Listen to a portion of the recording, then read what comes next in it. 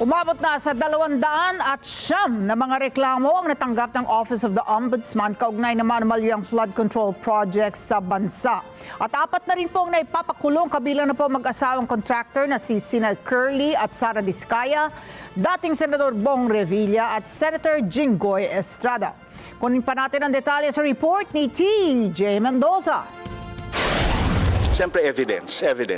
Like what the Ombudsman has been always saying, we go by the evidence. We will go where the evidence leads us. Hamon para sa Office of the Ombudsman ang pagkalap ng matibay na ebidensya sa pag-uusig at pag-iimbestiga para umusad ang mga kaso. Yan ang sinabi ni Deputy Ombudsman Jose Balmeo sa naganap na Southeast Asian Ombudsman Forum na dinaluhan ng mga delegado ng Thailand, Indonesia, Timor-Leste, Sarawak, Malaysia, Pakistan at iba pang delegado. So it's a matter of sharing techniques on how to properly conduct an investigation, how to gather data, and strengthen cases. That's one of the main reasons why COF is very important to us in the Ombudsman of the Philippines. Nahaharap ngayon sa maraming investigasyon ng Ombudsman dahil sa anomalya ng flood control projects na kinasasangkutan ng mga matataas na opisyal ng Pilipinas. Ibinida ng Ombudsman ang kanilang aksyon sa pag-iimbestiga ng anomalya sa multi-billion scam na mga infra projects. Ayon sa anti-graft body, umabot na sa 124 complaints o reklamo ang natanggap ng kanilang tanggapan na may kinalaman sa flood control anomaly.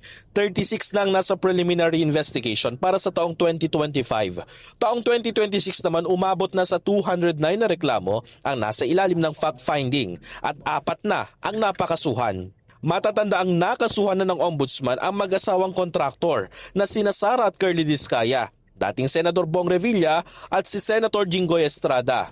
But beyond these numbers is a deeper responsibility to strengthen public trust and demonstrate that accountability institutions can respond with independence, fairness, professionalism, and resolve. This moment reminds us of why regional platforms such as COF would matter. Sa pagpupulong ng COF, magtutulungan raw mga delegado para matuldukan ng isyu kagaya ng flood control mess. Yan raw ay sa pamamagitan ng intelligence gathering.